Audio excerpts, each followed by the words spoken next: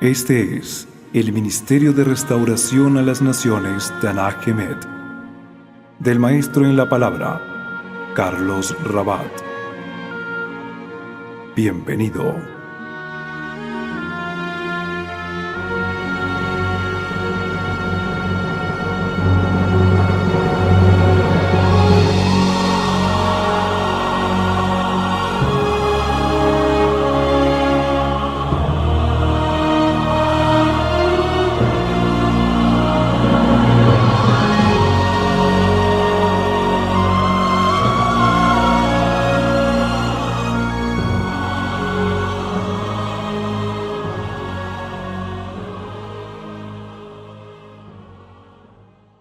Vamos a ir a la palabra que nos corresponde en esta noche, ¿sí? Y vamos a estar trabajando de acuerdo a lo que dice las Escrituras, ¿sí? De acuerdo a lo que ellas nos enseñan. Y para eso, obviamente, hoy vamos a entender algo. Quiero enseñarles algunas cosas respecto al último día de Sukkot. Vayamos a Juan capítulo 7, por favor. Juan capítulo 7. Vamos a leer varios versículos para entrar en contexto ahí. Juan capítulo 7. ¿Lo tiene? Dice así: después de estas cosas, Yeshua recorría Galilea porque no quería andar en Judea. Mire, ¿dónde encontraba él? En Galilea, ¿no? Porque no quería estar en Judea, pues los judíos lo buscaban para matarlo. Y cuando leemos ahí los judíos buscaban para matarlo, ¿sí? Quiero aclarar algo que de pronto a veces no entendemos. La palabra judíos allí, ¿sí?, hace referencia específicamente a los grupos sectarios o religiosos que había en aquel entonces. Sería bueno, en honor a la verdad y a la justicia, hacer diferencia entre el habitante de Judea, que yo le llamaría judeano, pues como por darle un nombre diferencial, a judíos. Entonces a veces piensan, mire, todos los judíos, o sea, todo el pueblo judío solamente pensaba en matar a Jesús, ¿sí? No, en realidad cuando se habla allí que los judíos lo querían matar o procuraban matarlo, eso tiene una explicación bastante profunda. O sea, lo que estoy diciendo acá no lo estoy diciendo por decirlo. De hecho, estoy desarrollando un estudio y todo un texto sobre la palabra judío, cómo se entiende allí en el griego y lo que habla toda la palabra. Entonces, esto deriva de unos estudios que yo estoy precisamente en este momento haciendo y espero tenerlos pronto, y son estudios que pongo a veces sobre la página web y todo esto, ¿no? Entonces, obviamente, como no es el tema de hoy, no puedo tomar el tiempo para explicarles todo eso. O sea, alguien podrá decir, ¿y usted por qué? Ahí dice judíos, ¿usted por qué dice que se refiere a los grupos religiosos? Bueno, yo se lo puedo demostrar, pero no tengo el tiempo hoy para hacerlo, ¿sí? Pero estoy sacando ese estudio para publicarlo y que y podamos entender esto. Pero allí en este caso sí se refiere, créanme, no quiero en ningún momento tengo como propósito pues inventar algo, porque ¿cuál es el propósito de dañar la verdad con una mentira? Y la verdad por sí sola se defiende, no necesita que uno se ponga a inventar cosas que no son, amén. Pero allí sí hace referencias a esto, ¿no? Como a los grupos religiosos sectarios de aquel tiempo, ¿sí? Entonces por eso no quería ir a Judea, pues allí se encontraban todos estos grupos. No se trataba de toda la comunidad judía, de todo el pueblo literalmente, queriendo hacer esto, ¿no? Entonces es una forma que usa Juan y hay que entenderlo desde la perspectiva de Juan, ¿ok? Del apóstol Juan. Y dice acá versículo 2, y estaba cerca la fiesta de los judíos. Ahora, alguien dirá, pero ¿cómo así que estaba cerca la fiesta de los judíos? Y usted siempre ha enseñado que es la fiesta del Señor. Claro, ahora la Biblia dice que estas son las fiestas ¿de quién? De Yahweh. Ahora, ¿por qué Juan dice que es la fiesta de los judíos? Ya se lo voy a explicar ahora. Como eso tiene que ver precisamente que era la fiesta de los grupos religiosos, ellos le habían metido mano a las fiestas de Yahweh.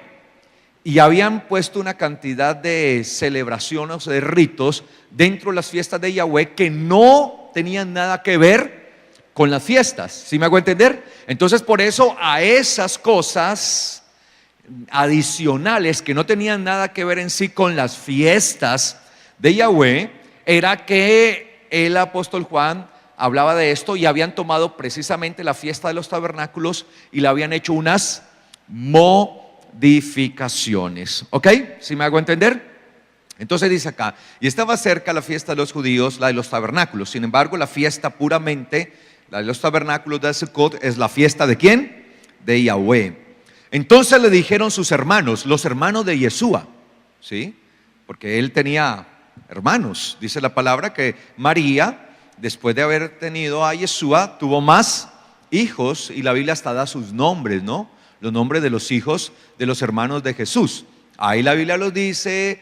Yo les dejo esa tarea para que ustedes investiguen, busquen y se hallarán. Y dice, y sus hermanos eran fulano, perencejo, sutano y menganeja, porque también dan los de las hermanas, ¿no? Allí, todo esto. Entonces dice aquí, entonces dijeron sus hermanos a Yeshua, sal de aquí y vete a Judea para que también tus discípulos vean las obras que haces. ¿Sí? Para que vean las obras que haces. Porque nadie hace algo en secreto y procura al mismo tiempo darse a conocer. Ya que hace estas cosas, manifiéstate al mundo. Porque ni aún sus hermanos creían en él. Mire que no, los hermanos, alguien un día decía, no es que los hermanos se refiere a los discípulos. No, mire que los hermanos le dicen, vaya, ve a tus discípulos. Entonces no puede ser que ellos sean sus discípulos. Porque ni siquiera sus hermanos creían en él.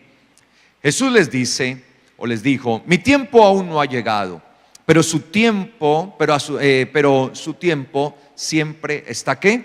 Presto. Mi tiempo aún no ha llegado, pero mi tiempo, sí, como tal, siempre está presto. Es decir, en algún momento. No puede el mundo aborrecerlos, pero a mí me aborrece porque yo testifico de él que sus obras son malvadas. ¿Por qué aborrecían a Yeshua? Porque les señalaba ¿qué? Sus malas obras. Y si usted quiere ser aborrecido, pues nada más es que empieza a denunciar el pecado de la gente. Y ahí mismo la gente, no tocarás a nadie, no juzgarás. Y eso para la gente eso es un terror terrible, que uno señale el pecado, la maldad, o aún las herejías que se enseñan. ¿Sí? Para la gente esto es terrible. Y ese era el problema que vivían todos los profetas. Por eso a ningún profeta lo querían. A los únicos profetas que quieren son a los de este tiempo. Que todo el mundo quiere ir detrás de los profetas. Pero en aquel entonces a los profetas nadie los quería. Los querían, por eso Elías decía, han matado a todos tus profetas. Y constantemente había una situación, y por eso Jeremías lloraba. ¿Sí? Porque los profetas tenían como función esa, ¿no? Demandar el pecado del pueblo, de los gobernantes, de todo esto. Pero hoy la gente se alarma si usted hace esto. No lo haga. ¿Dónde está el amor de Dios? ¿No? Entonces a Yeshua no lo querían por eso. ¿Sí? Por eso procuraban ¿qué? Matarlo. ¿Sí? Entonces dice acá, suban ustedes a la fiesta. Yo no subo a esta fiesta, pues mi tiempo aún no se ha cumplido. Y habiéndoles dicho estas cosas, se quedó en Galilea. Sin embargo, tan pronto como sus hermanos subieron a la fiesta, entonces él también ¿qué? Subió, no abiertamente, sino como en secreto. Por tanto, los judíos lo buscaban en la fiesta y decían, ¿dónde está aquel? ¿No? O sea, estaban pendientes de él. ¿Dónde está aquel? Y había mucho murmullo entre las multitudes respecto a él. Pues unos decían, es bueno. Otros decían, no lo es, sino que engaña a la gente. Es decir, pareciera que hubiese una ¿qué? División. Pero nadie hablaba francamente respecto a él, por temor ¿a quién? A los judíos. Por eso, mire, nadie hablaba, ojo, nadie hablaba abiertamente respecto a él, por temor ¿a quién? A los judíos. Entonces, si nadie hablaba, si eran todos los judíos el pueblo, entonces está hablando desde un grupo, ¿ok? Sectario. Son cositas, pero hay otras cosas más profundas que nos demuestran que es así. Por lo tanto, dice acá, 14, estando ya la fiesta a la mitad, Jesús subió al templo y allí enseñaba. Mire, ya la fiesta iba ¿a qué? A la mitad, ¿no? Porque son varios días. Y los judíos se asombraban diciendo, ¿cómo sabe este letras si no ha estudiado? Claro, porque los judíos eran la clase ¿qué? Religiosa. Este grupo acá de judíos eran la clase religiosa, ¿sí? Eran los eruditos, eran los intérpretes de la ley, sobre todo estaban encabezados por fariseos. Y decía, ¿de dónde saca todo esto? ¿Sí? ¿De dónde sabe tantas cosas si no ha estudiado? O sea, en pocas palabras, si no ha participado de ninguna de nuestras escuelas o de ninguna de nuestras casas de enseñanza, ¿a cuál pertenece? Porque para ese entonces había muchos casas, ¿sí? De los diferentes grupos religiosos, casas de estudiantes o de enseñanzas para crear talmidim, discípulos, ¿sí? Entonces, por ejemplo, el apóstol Pablo tuvo el maestro del apóstol Pablo, ¿cómo se llamó? Gamaliel o Gamaliel, ¿sí? Gamaliel o Gamaliel, ¿sí? Se llamó. Entonces él fue instruido. Él era una de las casas en donde se preparaban discípulos. Entonces yo decía, si no ha participado en ninguna de las casas de enseñanza, ¿de dónde sabe tantas cosas? ¿Sí? ¿De dónde sabe tantas cosas? Y dice acá, entonces Jesús tomó la palabra y le dijo, mi doctrina no es mía, sino del que me envió. Si alguno quiere hacer su voluntad, conocerá la doctrina, si es de Dios o si yo hablo de mí mismo. El que habla de sí mismo busca su propia gloria, pero el que busca la gloria del que lo envió, este es veraz y en él no hay injusticia. ¿En él no hay qué? Injusticia. Mire, Sukkot toda trata de una cosa, justicia. Vayamos entendiendo eso, porque esto lo vamos a ver. Bueno, no creo que hoy lo veamos, lo vamos a ver el domingo, porque el tema es bastante largo y no lo termino hoy. El domingo vamos a seguir viendo esto, ¿sí? Entonces, él dice, es la voluntad del Señor, allí está la justicia, ¿sí? En él no hay injusticia. No les ha dado Moisés la Torá, pero ninguno de ustedes cumple la Torá. ¿Cuál era la demanda de Yeshua contra ellos? Que no cumplían la Torá. Mire, esa era la demanda. Ninguno de ustedes cumple. Moisés le dio la Torá. A Moisés le fue entregada la Torá y él se las entregó a ustedes. Pero ninguno de ustedes cumple la Torá. Ninguno de ustedes cumple la Torá. ¿Qué evidenció Yeshua en su tiempo? Cuando estuvo en esta tierra, que no cumplían la Torá. Y esa era una de las demandas, porque para hacer justicia hay que cumplir ¿qué? La Torá. Lo que pasaba es que estos grupos religiosos cumplían eran sus propias normas, sus halajot, sus normas internas, ¿sí? Todas lo que ellos creían y cómo debían interpretar y cómo debían hacer esto. Entonces se envanecían en sus propias letras, en sus propios pensamientos, y la Torá de Dios prácticamente quedaba ¿qué? Excluida, relegada, sepultada por todas estas normas de ellos, de estos grupos sectarios y religiosos. Entonces la demanda de Yeshua, ¿sí? Es, ustedes no cumplen la Torá. ¿Y por qué procuran matarme? Por no cumplir la Torá. Por eso dice aquí, ¿por qué procuran matarme? Es decir, a él lo procuraron matar porque Yeshua ¿qué? Sí cumplía la Torá, y al cumplir la Torá iba en contra de todas las enseñanzas de ellos. No sé si me estoy dando a entender. Entonces, lamentablemente hemos pensado siempre mal de la Torá. Ya no estamos bajo la ley. No. De hecho, fue lo primero que el Señor les señaló a estos grupos. Ustedes intentan matarme sencillamente porque no cumplen la Torá, y por lo tanto no hay justicia en ustedes, porque solamente se puede tener justicia cumpliendo conforme a la Torá de Dios, la que fue dada a través de ¿quién? De Moisés. Por eso él se va a la fuente, ¿sí? La que fue dada a través de Moisés, no ahora la que ustedes tienen, no todas esas enseñanzas que ustedes tienen. que son enseñanzas de hombres. Por eso el Señor les decía a ellos: ustedes invalidan la ley por cumplir ¿qué? Mandamientos de hombres. Invalidan la ley por cumplir ¿qué? Mandamientos de hombres, les decía él a ellos. Entonces sigue diciendo acá: la gente respondió: demonio tienes, ¿quién procura matarte? Como si no lo conocieran, ¿no? Y precisamente terminaron ¿qué? Matándolo, ¿sí? Y lo terminaron matando fue precisamente los judíos, en este caso entendiendo ese grupo religioso. Por eso usted ve que el sacerdote se rasga las vestiduras y le hacen todo un juicio ilegal a Yeshua y todo esto. Y no lo querían matar, ¿sí? Eso fue lo que pidieron a él: mátenle, ¿sí? Llévenlo al madero. Respondiendo Jesús y les dijo: una sola obra hice y todos se asombran. Moisés les ha dado la circuncisión, no que sea de Moisés, sino de los padres, y en el día de reposo circuncidan al varón. Si un hombre recibe la circuncisión en el día de reposo, para que no sea quebrantada la ley de Moisés, se enojan conmigo porque en día de reposo sané enteramente a un hombre. Si ellos tenían una cantidad de normatividades que hacían casi imposible cumplir ¿qué?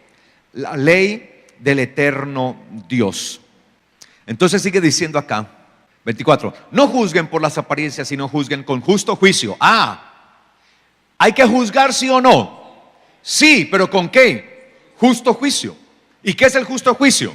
Dar a cada cual lo que se merece. Si usted está viviendo rectamente, entonces yo le juzgo de manera recta y digo: usted está viviendo en la justicia de Dios. Pero si este está pecando y está yendo en contra de Dios y haciendo lo que no es, asimismo hay que declarar lo que es con justo juicio. Mire que el Señor no dijo no juzguen, sino que dijo ¿qué? Juzguen con justo juicio. Amén.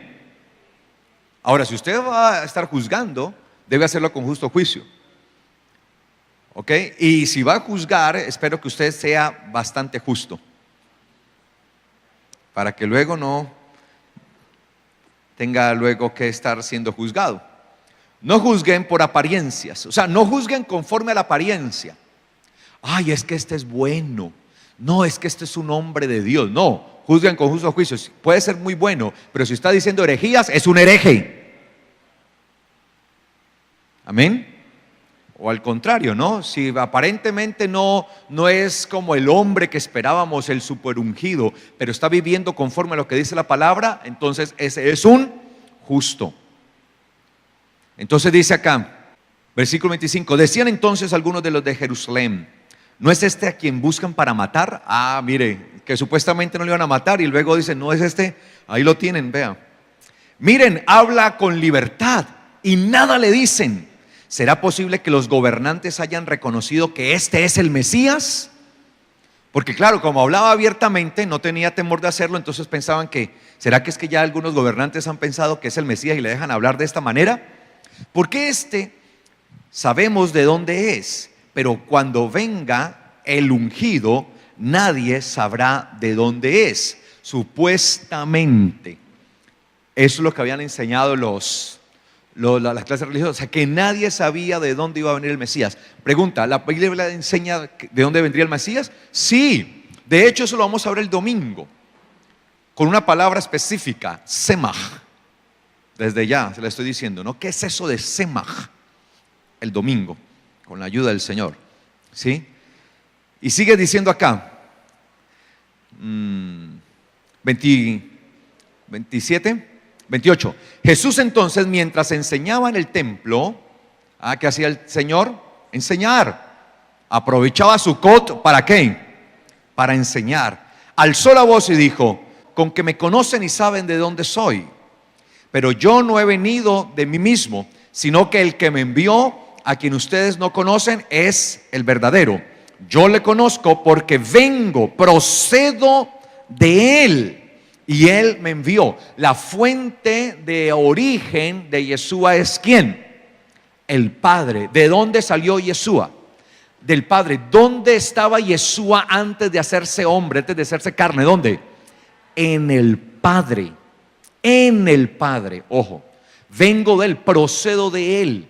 estaba en él. De hecho, los discípulos un día le dijeron: ahora sabemos, y nadie nos lo tiene que decir, que vienes del Padre, que procedes de dentro del Padre. La expresión griega que hay allí, ¿sí? Del Padre sale. Él sale del Padre. De ahí que Yeshua tenga todas las características del mismo Padre celestial, ¿sí? Su característica de divinidad, de gloria, que comparte con Él. Por eso le dice: Padre, ¿sí? Permíteme estar en esa gloria que un día tuve desde el principio contigo, ¿sí? Allí esa gloria. Por eso es tan pertinente para nosotros como creyentes entender esto, ¿no? La procedencia de Yeshua. Él no viene de cualquiera, ¿sí? Es del Padre directamente. Entonces dice acá: entonces procuraban prenderlo, pero nadie pudo echarle mano, porque aún no había llegado, ¿qué? Su hora, ¿sí? Pero muchos de la multitud creyeron en él, la multitud de las que habían allí, y decían: cuando venga el Mesías, ¿hará acaso más señales que las que éste hizo? Miren, las señales que Yeshua hizo fue a fin de demostrar que él era ¿quién? El Mesías, ¿sí? El Mesías, él era el ungido. Oyeron los fariseos a la gente comentando estas cosas de él, y los principales sacerdotes y los fariseos enviaron alguaciles para que lo prendieran, lo capturaran. Entonces Jesús les dijo: aún estoy con ustedes un poco de tiempo, y me voy ante el que me envió.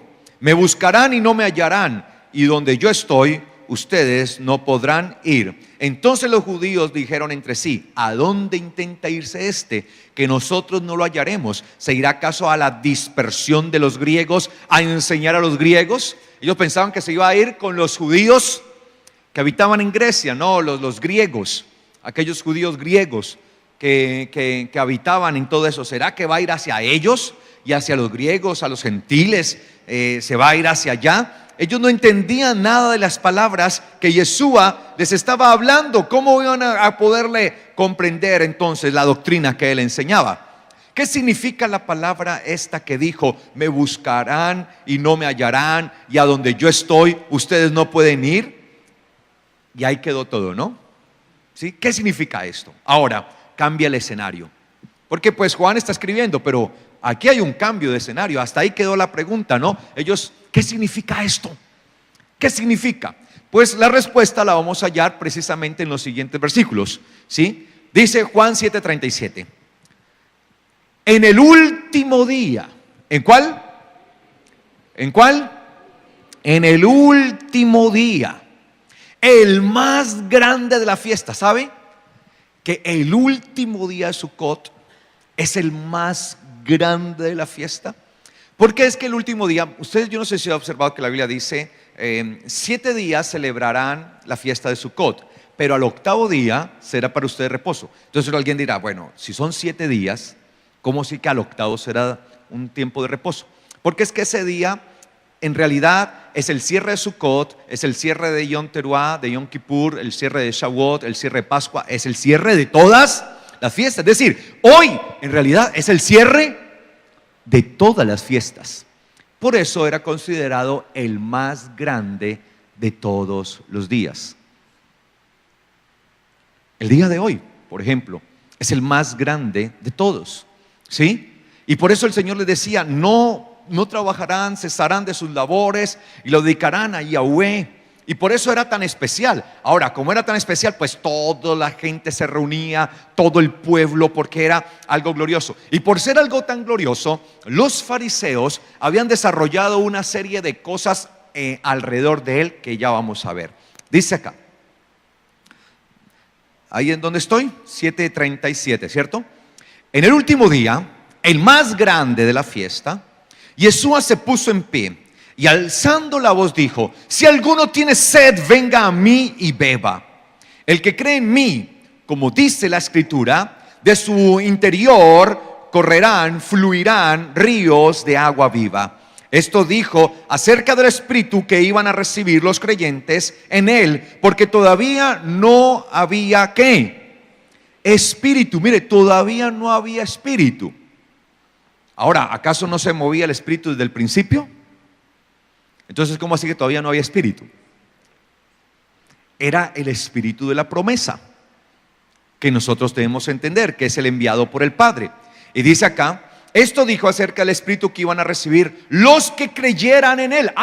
Un espíritu especial. Los que creyeran ¿en quién? En él, en Yeshua. Es decir, ¿quién recibe el espíritu de la promesa? El que cree en Yeshua, que es el Hijo de Dios, el enviado del Padre. ¿Cuántos tienen el espíritu de la promesa? Amén. El espíritu de la promesa es conocido, se llama el espíritu de la verdad, ¿sí? El espíritu de la promesa, que es el espíritu de la verdad, el espíritu de la verdad. Entonces dice acá, esto dijo acerca del espíritu que iban a recibir los que creyeran en él, porque todavía no había espíritu, pues Yeshua no había sido aún glorificado. ¿Por qué no había sido dado este espíritu? Porque aún no había sido glorificado, porque tenía que ser glorificado, es decir, volver a presentarse ante su Padre después de haber hecho toda su obra como hombre, como carne, después de haber habitado en una sucá como esta, ¿sí? Recuerde que este cuerpo es como una especie de ¿qué? De sucá. Obviamente este cuerpo no es la mejor sucá. Él tiene preparada una sucá de gloria para nosotros, amén. Una sucá gloriosa conforme a su gracia. Entonces dice acá, porque todavía no había espíritu, pues Yeshua no había sido aún glorificado. Y al oír estas palabras, de entre las multitudes decían, verdaderamente, este es el profeta. Otros decían, este es el Mesías. Pero otros decían, ¿acaso el Mesías viene de Galilea? ¿No dice la escritura que el Mesías viene de la descendencia de David y de Betlehem, la aldea de David? Betlehem es la casa del pan, Belén, casa del pan, ¿sí? La aldea de David. Por esto surgió una división entre la gente a causa de él, y algunos de ellos querían prenderlo, pero nadie puso manos sobre él. Así que los alguaciles fueron a los principales sacerdotes y fariseos y ellos le dijeron, ¿por qué no lo trajeron? Los alguaciles respondieron, nunca un hombre habló así. Entonces los fariseos les dijeron, ¿también ustedes han sido engañados? ¿Acaso alguno de los magistrados o los fariseos ha creído en él? Pero esta gente que no conoce la Torá es maldita. Mire, ellos decían que el pueblo, que los que creían en Yeshua era porque no conocían ¿qué? La Torá. Porque lo que ellos llamaban en ese momento Torá era sus propios ¿qué? Mandamientos. Pero en realidad los que conocieron a Yeshua y los que le aceptaron a él es porque conocían ¿qué? La Torá. Porque es que la Torá tiene como función llevar ¿a quién? Al ser humano hacia el Mesías. Por eso es que ellos no podían aceptarle, los fariseos, porque ellos habían cambiado la Torá de Dios por sus propias normas, y a una de esas propias normas ellos estaban convencidos y le llamaban ¿qué? Torá, no siendo ¿qué? Torá, las normas de ellos. No sé si me estoy dando a entender. ¿Sí me estoy dando a entender? Amén, ¿estoy claro en eso? Entonces sigue allí, dice, ¿acaso? Pero esta gente que no conoce la Torá es maldita. Nicodemo, que era uno de los fariseos, de los principales de allí, el que antes había ido a él y era uno de ellos, les dijo, ¿juzga acaso nuestra ley al hombre sin que primero lo oiga y conozca qué hizo? Es decir, ¿juzga acaso la Torá? Nicodemo era un conocedor de la Torá. ¿Juzga acaso la Torá a alguien, sí? A un hombre sin que primero lo oiga y se conozca qué fue lo que hizo? Respondieron y le dijeron, ¿acaso eres tú también de Galilea? O sea, ni siquiera, o sea, todo el que apoyara a Yeshua era un desconocedor de la Torá. Ya ni siquiera con todos los folios y pergaminos que tenía Nicodemo, y siendo uno de los principales del Sanedrín, y siendo uno de los principales de los fariseos, después de que él les habla de Yeshua, entonces también le dice, ¿es que usted también es de Galilea o qué? Es decir, ¿usted también es uno de esos malditos que no conoce Torá? Escudriña y verás que de Galilea no surge ningún profeta. Pero es que Yeshua no venía ¿de quién? De Galilea. Él no venía de Galilea. Ahora, nos dice la Biblia allí que era el último ¿qué? El último día, ¿cierto? era el último día, el último gran día, ¿no?, de la fiesta.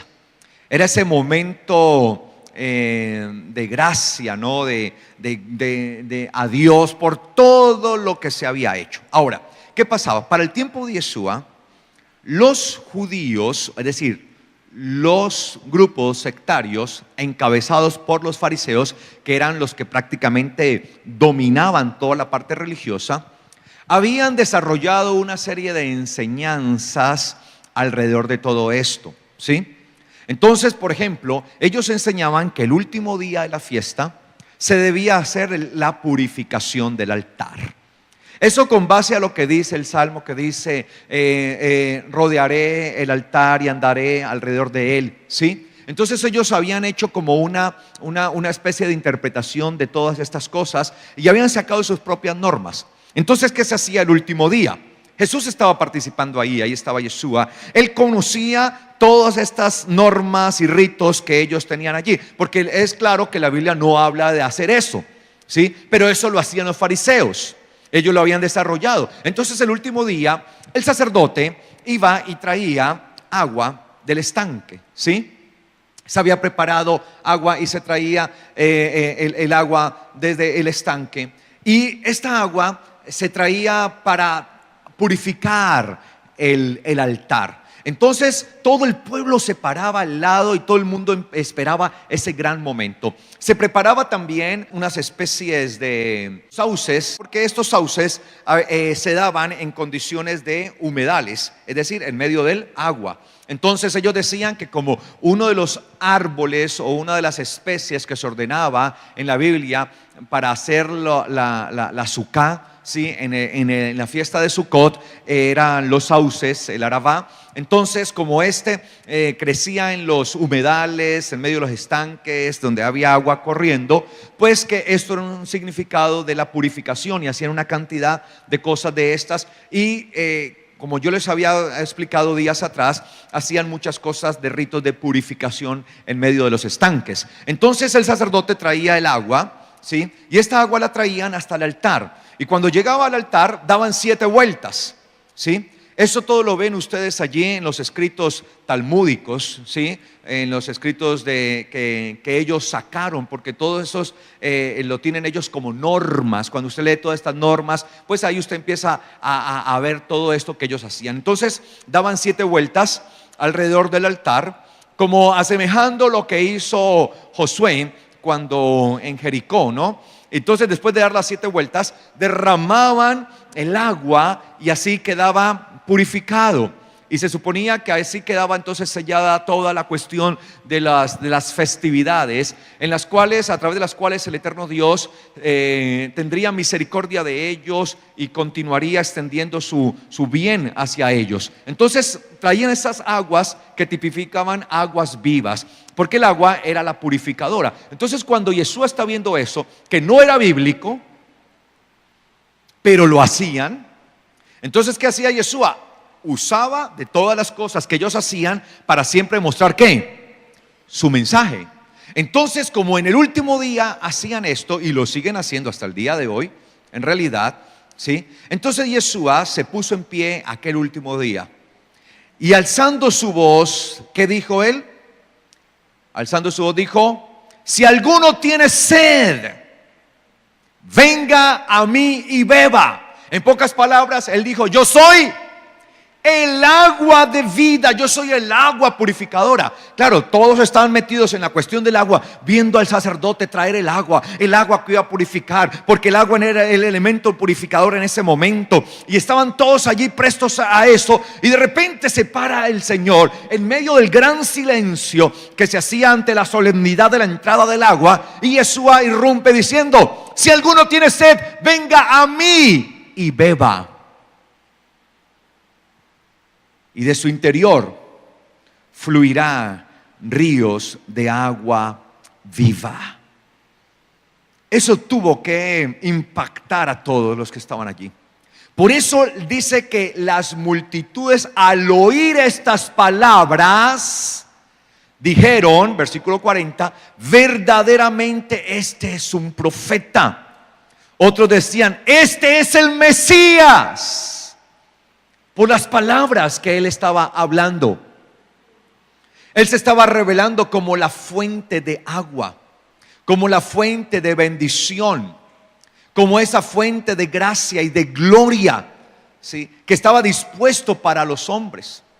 Ahí en el último día de las festividades de Sukkot, ahí estaba el mismo Señor siguiendo, enseñando, mostrando, aún por medio de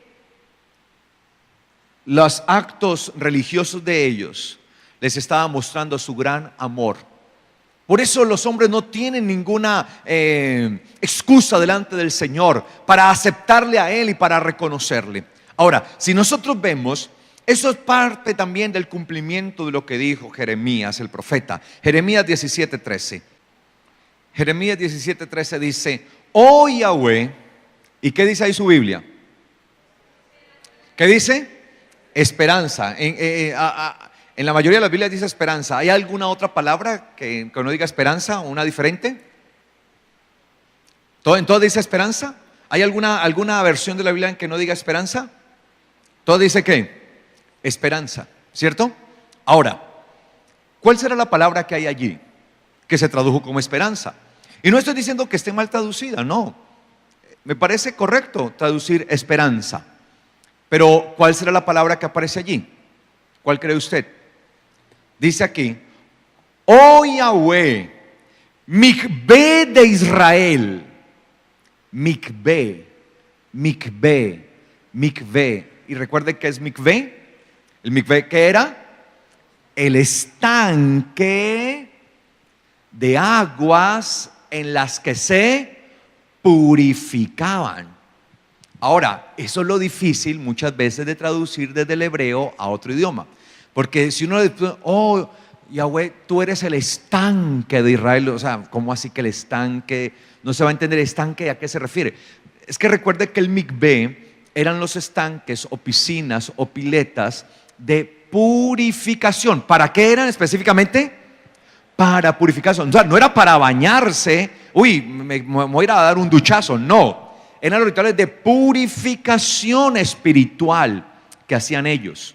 Ya si se quería bañar, ya iba al río o en su casa, allí en otra parte. Pero estos eran estanques específicamente diseñados ¿para qué? Purificación. Entonces les estoy leyendo, por eso explicándoles ahí. Dice: oh Yahweh, Mikvé de Israel. Permítame, uso la palabra Mikvé, pues para que sepamos qué es lo que dice ahí. Mikvé de Israel. Ojo, los que te abandonan. Los que te abandonan. Y la palabra que aparece ahí como abandonar es la palabra hebrea asav, que significa renunciar, soltar, quedar a la izquierda. Quedar a la izquierda. Por eso, para poder interpretar las escrituras hay que entender todo esto. De ahí que Yeshua dice que a unos les dirá: vengan benditos de mi Padre y hereden su reino celestial. Y esos serán los que estén ¿a qué? A la derecha. Pero a los otros les dirá: malditos, por cuanto no hicieron conforme a lo que estaba escrito y no hicieron todas estas cosas, y empieza a demandar una cantidad de cosas. Sí, ustedes serán tirados a las tinieblas, a la oscuridad. Y dice que ellos quedaron ¿a la qué? A la izquierda. Pero quedaron a la izquierda porque aflojaron, porque no se sostuvieron. Recuerde que la palabra creer, amán, en hebreo es ¿qué? Tomarse. Y la palabra fe en hebreo, emuná, es la fuerza ¿qué? Agarradora. Por lo tanto, si yo no tengo suficiente emuná sobre el Señor, ¿qué hago? Me suelto, me aflojo. Asaf significa aflojarse. Y en el momento que se afloja, queda a la izquierda. Es decir, que el que se afloja del Señor, ¿sí?, es una persona que va a quedar entre los malditos. Pero ¿quién en realidad era un maldito?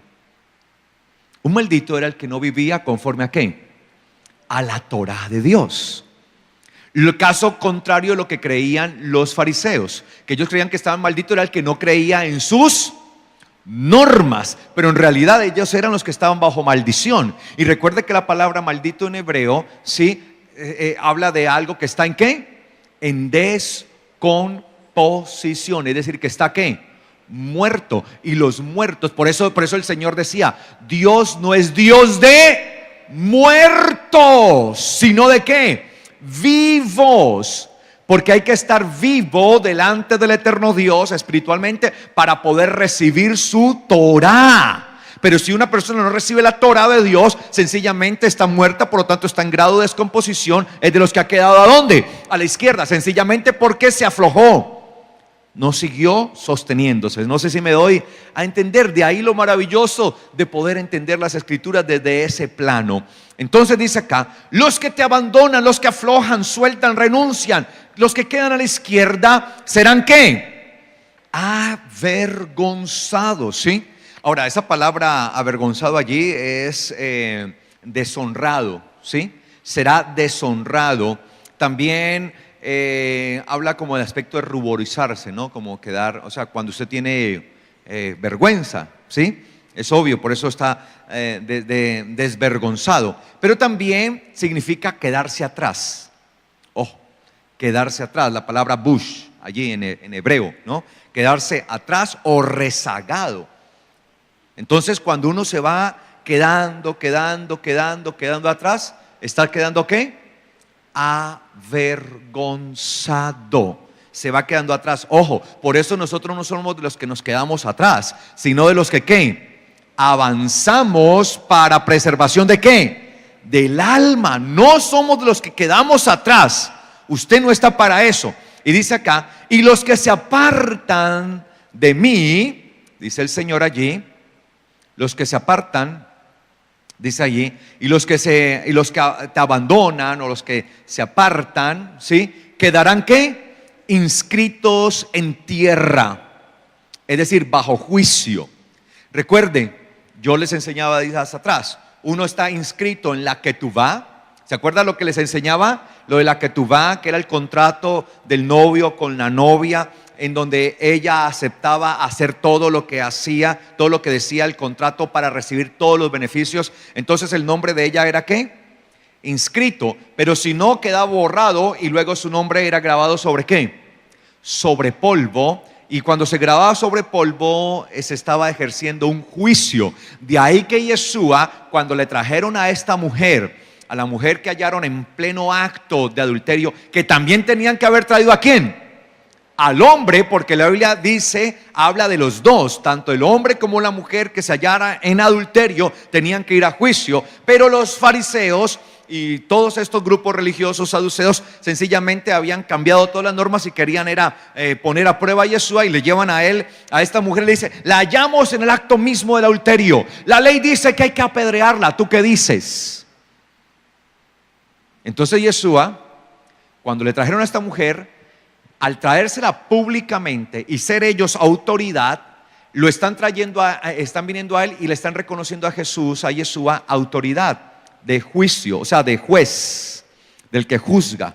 Entonces el juez impartía juicio, y cuando la persona era culpable, lo que hacía comúnmente era que el nombre de la persona se escribía en polvo, ¿sí? Se escribía la sentencia sobre el polvo. Entonces por eso todos traían ahí las piedras para darle. Entonces Yeshua sencillamente les dijo, recuerden, el que esté libre de pecado, tire la primera piedra. Y se agachó y empezó a escribir. Y cuando empezó a escribir, dice la Biblia, que del mayor, o sea del principal, hasta el de menor importancia, uno a uno empezaron ¿a qué? A retirarse. ¿Por qué? Porque indudablemente lo que el Señor, entiendo yo, empezó a hacer allí fue a escribir ¿qué? El nombre de ellos, el nombre del principal. Y cuando ellos vieron el nombre del principal escrito en tierra, ¿qué estaba diciendo Yeshua? ¿A quién tenía que apedrear? Pues a ese. Y de repente escribe el otro. Entonces iban a todos a terminar apedreados entre sí, hasta que termina con el mayor y el menor, y todos se fueron. Luego mira a la mujer y le dice, ¿dónde están los que te acusaban, mujer? Se han ido, Señor. Bueno, vete y no peques más. Yo tampoco te condeno, pero no peques más. Yo no, en pocas palabras, yo no te condeno, pero si no sigues pecando, si no sigues pecando, no te condeno. O sea, tu nombre no va a ser escrito en tierra, pero si no sigues pecando. Entonces por eso dice acá, los que te abandonan, claro, porque ya no van a estar sus nombres escritos en el libro de la Ketubá, el libro de la vida, del contrato, el libro de la Torá, sí, ya no van a estar escritos allí, sino que ahora están escritos ¿en dónde? En polvo, en tierra, eretz, tierra. Quedarán inscritos en tierra. Es más, para que entendamos esto, la palabra que aparece ahí es la palabra eretz. Y eretz es la tierra, literalmente, la tierra, eretz. Por eso dice, Breshit bara Elohim Hashamayim, sí, dice que Elohim creó que et Hashamayim, los cielos, veet aretz, sí, aretz, la tierra, sí, es decir, la tierra, eretz, es la tierra, esta tierra. ¿Qué pasa? Y Pablo dijo, porque nuestra ciudadanía está ¿en dónde? ¿En dónde?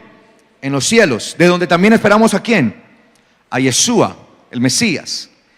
Cuando nosotros vivimos conforme a la palabra del eterno Dios, la Torá dice la Biblia que es celestial, es espiritual, porque vino ¿de quién? De Dios, del cielo. ¿Sí me hago entender? Por lo tanto, cuando yo cumplo la Torá, mi nombre está escrito ¿en dónde? En la Torá está escrito ahí, porque la estoy cumpliendo, estoy viviendo conforme a ella. Es decir, que mi nombre está escrito en lo celestial. Pero si yo no vivo conforme a la palabra, a la Ketubá, a la Torá de Dios, la Ketubá es lo escrito. Ketubá es lo escrito, ¿no? Palabra Ketubá en hebreo, lo escrito, ¿sí? ¿Sí? Y dice la Biblia que la Torá fue grabada, fue escrita, ¿sí? Katav. La Torá fue escrita, grabada, o sea, quedó como lo escrito. La Torá quedó como Ketubá, como lo escrito, ¿sí? Entonces, cuando yo cumplo conforme a la Torá, mi nombre es ¿qué? Escrito en el libro de la vida, que es la Torá, porque lo estoy haciendo. Pero si yo no vivo conforme a la Torá, mi nombre quedará escrito ¿en dónde? En esta tierra. Es decir, para yo pasar al otro mundo, debo tener escrito mi nombre en el libro de la Torá, que es el libro de la vida, por el cual hago la justicia de Dios. Entonces así podré pasar al otro mundo. Pero si yo no lo hago, mi nombre quedará inscrito en esta tierra, eretz, y el cielo y la tierra pasarán. Pero la palabra del Señor no pasará. ¿Sí me hago entender? Entonces, yo no quiero quedar escrito en tierra, en esta tierra. Yo quiero que mi nombre esté escrito ¿dónde? En el cielo, y para eso debo tener mi nombre escrito en la Torá de Dios. Entonces dice, quedarán escritos en la tierra, eretz, en la tierra. Por eso estamos en este mundo, pero no somos de este mundo. Mi nombre no puede estar escrito en este mundo, porque mi nombre debe estar escrito en el mundo venidero. ¿Cuántos quieren tener su nombre siempre escrito en el mundo venidero? Para eso hay que actuar conforme a la Torá, a la justicia del eterno Dios. Y dice acá, porque abandonaron a Yahweh, la fuente de agua viva. Él es la fuente, claro, Él es el mikvé, un mikvé natural, de donde brota, ¿qué? El agua. Por eso dice, oh Yahweh, mikvé de Israel. Es decir, ¿en quién debía purificarse Israel? En Yahweh, el eterno Dios. ¿Y cómo se purificaban? Pues a través de su palabra, ¿sí? Entonces, en ese último día glorioso que ellos estaban viviendo allí, de las fiestas, y que celebraban esto del agua, de la purificación, el último día de Sukkot, Yeshua dijo, yo soy el agua de vida. Yo soy. Alguno de ustedes tiene sed, está sediento. Venga a mí y beba. Y de su interior van a brotar, van a fluir ríos de agua de vida viva. Eso estaba en conexión con esta palabra del profeta Jeremías. Por eso dice aquí, porque abandonaron, se aflojaron de Yahweh, la fuente de agua viva, ¿sí? Abandonaron la fuente de agua viva de Yahweh. ¿Y quién es la fuente de agua viva de Yahweh? ¿Quién? Yeshua. Yeshua es el mikvé de Israel. Y no solamente de Israel, sino de todo aquel que quiera venir a él. Por eso él dijo, todo el que quiera venga y beba. Todo es una invitación general. En Sukkot él hizo la invitación para que todo aquel que quisiera tener la vida eterna viniera a él y entrara en las aguas del mikvé. Él mismo es el mikvé, él mismo es la fuente de agua de vida. Amén. Entonces ese último día él se dio a conocer como lo que era, la fuente de agua viva, en medio de un ritual que aunque era religioso, lo hacían estrictamente año tras año, trayendo allí el agua del mikvé que habían traído del estanque, ¿sí? Habían traído allá. Por lo general esto lo traían del estanque de Siloé, ¿sí?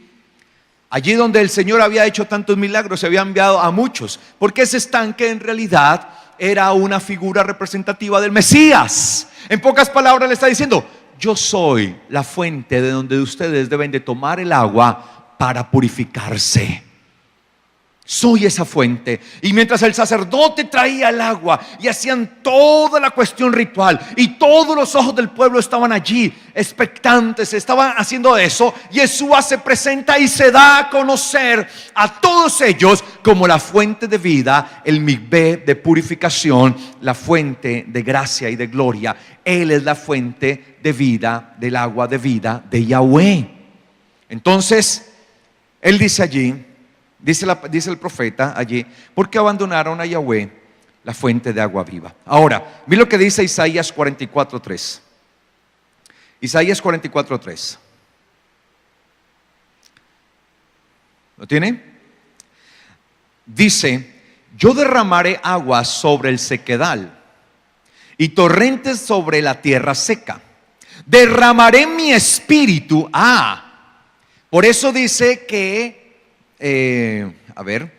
dice que lo que dijo Yeshua, ¿se acuerdan cuando Yeshua dijo, si el que tenga sed venga a mí y beba, de su interior correrán ríos de agua viva? Eso lo dijo respecto ¿a quién? Al espíritu que habían de ¿qué? De recibir. ¿Respecto a quién?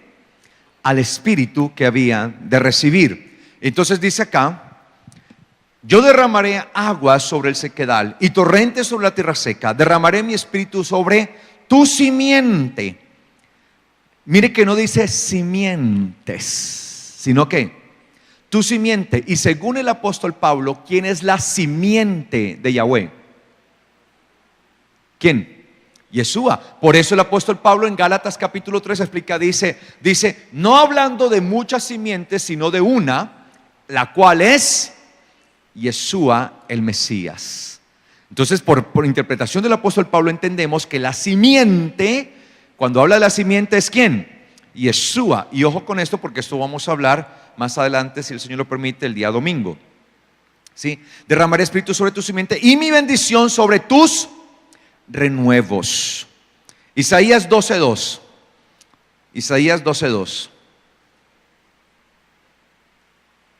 Dice, he aquí, Dios es mi salvación. Ahora, he aquí Dios es ¿qué? Mi salvación. A ese momento glorioso del último día de Sukkot, ¿sí? Que vivían, después de traer el agua y dar las 7 vueltas al altar, ¿sí? Y depositar el agua sobre el altar, que era una simbología de purificación, empezaban a gritar ellos, Hosanna Rabá, Hosanna Rabá, Hosanna Rabá. Y era conocida, la fiesta de Sukkot, ese último día es conocido como Hosanna Rabá. Es conocido así porque empezaron a escribir Hosanna, significa sálvanos por favor. Hosanna, sálvanos. Hosanna, sálvanos por favor. Por favor. ¿Sí? Pero este era un Hosanna Rabá, es decir, grande. Rabá es grande, algo que es tumultuoso, ¿sí? Entonces, Hosanna Rabá, ¿sí? Salva, el gran sálvanos, por favor. Entonces, ese día se daba el grito del gran sálvanos, por favor, que era una invocación al eterno Dios, en donde el pueblo pedía siendo el último día de todas las festividades, que la gloria de Dios descendiera, y era una súplica, ojo, eso lo hacen hasta el día de hoy los judíos que no han creído en Yeshua, es la súplica con la que se pide que el Mesías venga. Hosanna Rabá, ven. Están pidiendo, envíanos tu gran salvación. ¿Y quién es la gran salvación? Pues Yeshua. De hecho, la palabra Yeshua significa salvación, ¿no? Él es la gran, Él es la gran salvación. Entonces, dice acá, he aquí, Dios es mi salvación. Me aseguraré y no temeré, porque mi fortaleza y mi cántico es Yahweh. Yahweh. Y Él fue mi salvación. Sacarán aguas con alegría del manantial de la salvación. Él es el Mikvé, Él es el manantial de la salvación, el Mikvé, ¿sí? Sacarán del Mikvé de la salvación, del manantial de la salvación, del estanque de la salvación, ¿sí? Agua con alegría. Y dirán aquel día, den gracias a Yahweh e invoquen su nombre. Cuenten a los pueblos sus proezas. ¿Quién como este que ha hecho tantas maravillas? Este tiene que ser el Mesías, ¿no? No hay otro hombre que haya hecho tantas maravillas. Ellos estaban contando ¿qué? Las maravillas de Yahweh a través de Yeshua. Por eso ellos estaban allí y decían, este tiene que ser el Mesías, porque este hombre ha hecho muchas proezas. Y dice acá, den gracias a Yahweh e invoquen su nombre. Cuenten a los pueblos sus proezas, proclamen que su nombre es excelso, canten a Yahweh que hizo proezas, sean conocidas en toda la tierra, regocíjate y canta, oh habitante de Sión, porque el Santo de Israel se ha engrandecido en medio de ti. El Santo de Israel. ¿Quién es el Santo de Israel? Yeshua. Entonces todo esto era un cumplimiento profético, que a pesar, y vuelvo y lo digo, que era una celebración bíblica con contenido religioso de los fariseos, todo esto fue dirigido aún a que ellos entendieran que Yeshua era ¿quién? El Mesías. Por eso Sukkot es la fiesta del reinado, de la revelación del Mesías. De ahí que venga la cuestión del Espíritu para traer juicio, justicia y el convencimiento de pecado, ¿sí? Que eso es una de las cosas que debemos entender que significa todo esto. Entonces dice allí, dice el profeta, ¿sí? Que el Santo de Israel, que es Yeshua, estaba en medio de ellos. Nosotros entonces, por tanto, estamos llamados a entender, ¿sí? Lo que el Señor estaba hablando en ese momento, lo que el Señor estaba dando en ese momento. En medio de Sukkot, Él se dio a conocer, en medio de la religiosidad aún. Por lo tanto, debemos entender algo, que ni siquiera la religiosidad que pueda vivir el mundo, que es el peor mal, óigame bien, el peor pecado en el mundo es la religiosidad, por encima de cualquier aberración y de cualquier otro pecado. Porque la religiosidad es la que cierra la mente. Y la religiosidad es la que empieza a llamar a lo malo bueno y a lo bueno malo. Por eso ellos llamaban malditos a los que reconocían a Yeshua, cuando es la Torá la que les estaba revelando quién era Él, el Mesías. Entonces, en realidad, cuando nosotros vemos toda esta escena, lo que se está dando ahí sencillamente es el cumplimiento de la palabra, es el cumplimiento de lo que el Señor ha dado, de lo que el Señor ha llevado. Lo que quiero esta noche es que nosotros entendamos que un día como hoy, ¿sí? Siendo el último día de la fiesta, ¿sí? Siendo el último día de Sukkot, y que era el más grande de ellos, por eso dice allí, lo describe el mismo el apóstol, siendo el último día el más grande de toda la fiesta, porque era la forma en que se sellaba. Digamos, es el sellamiento, es el cerramiento, es la finalización. ¿Y cómo finaliza esta historia de Sukkot? Finaliza con una aparición de Yeshua, dándose y mostrándose como lo que era. el manantial de agua de vida, la salvación. Y por lo tanto, cuando ellos estaban gritando mientras el sacerdote daba las vueltas, ¿sí?, y depositaba e iba echando el agua que habían traído allí, todos estaban gritando: Hosanna Rabá, Hosanna Rabá, Hosanna Rabá, ¿sí? Y en ese momento, después de que se hace ese gran silencio de las 7 vueltas, que todos terminan gritando, Yeshua dice: si alguno tiene sed, venga a mí y beba, ¿sí? Él se estaba mostrando como la fuente, el mikvé, de la fuente de la salvación. Por eso mire que son las aguas de la fuente ¿de qué? De salvación. Pero dice que serán avergonzados todos los que te abandonan. Es decir, los que no se sumerjan, los que no entren a ese mikvé de purificación que es Yeshua, serán avergonzados, serán puestos ¿a la qué? A la izquierda, ¿sí? Y ahí vendrá la sentencia cuando dice: apártense de mí, malditos, ¿sí? De hecho, la palabra hacedores de maldad, recuerde que es la palabra anomiam, ¿sí?, que significa violadores de la Torá. Apártense de mí, violadores de la Torá, a la izquierda, juntamente con Satanás, ¿sí? Vayan con él, porque él peca desde un principio. Y la palabra pecado significa, ¿recuerdan qué es pecado? ¿Pecado es qué? Infracción, violación, ¿de qué? De la Torá, ¿ok? De la Torá. Entonces, cuando una persona entra a las aguas del mikvé, que es Yeshua, se purifica en él, ¿sí? Su nombre está inscrito correctamente. No quedará en tierra, sino que quedará allí, y habrá un fluir de lo espiritual en la persona, es decir, un fluir de vida, de agua de vida en la persona. El último día de Sukkot, en el último gran día de Sukkot, ¿sí?, se declaró que Yeshua era el manantial de vida y de salvación. ¿Cuántos honran al manantial de vida y de salvación? Yeshua es el manantial de vida y de salvación. Por lo tanto, el último día de Sukkot es el día de la revelación de Él como Mesías. ¿Por qué es tan importante el último día de Sukkot? Porque fue el día en el que Él se reveló como el Mesías, en el que el mundo tuvo la oportunidad de aceptarle sí o no.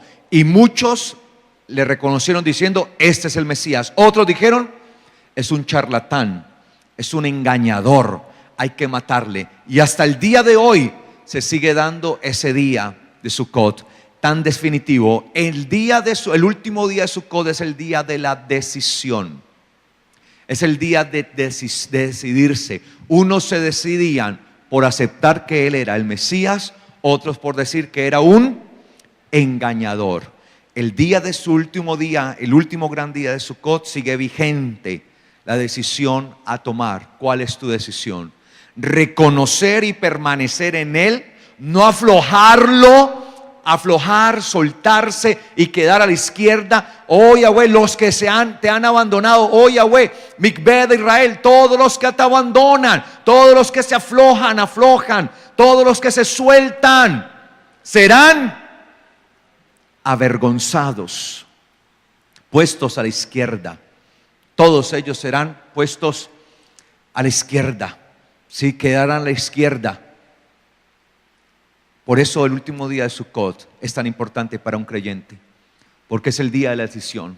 Es el día en que decidimos declarar en nuestra vida que Yeshua es el gran Salvador, Señor nuestro, Redentor nuestro. Él es la fuente de agua viva. ¿Cuántos alaban el nombre poderoso de Yeshua? En Él hay salvación. Por eso hay que proclamarlo. Es el tiempo de proclamar el nombre de salvación. Yeshua es el Salvador. Amén. De Él ha venido el favor hacia nosotros de la salvación. Fue contestada la oración o la petición que hacía siempre el pueblo año tras año: Hosanna Rabá, Hosanna Rabá, sálvanos, por favor, envía tu gran salvación, por favor. La gran salvación ha llegado y es Yeshua nuestro Señor. Coloquémonos de pies.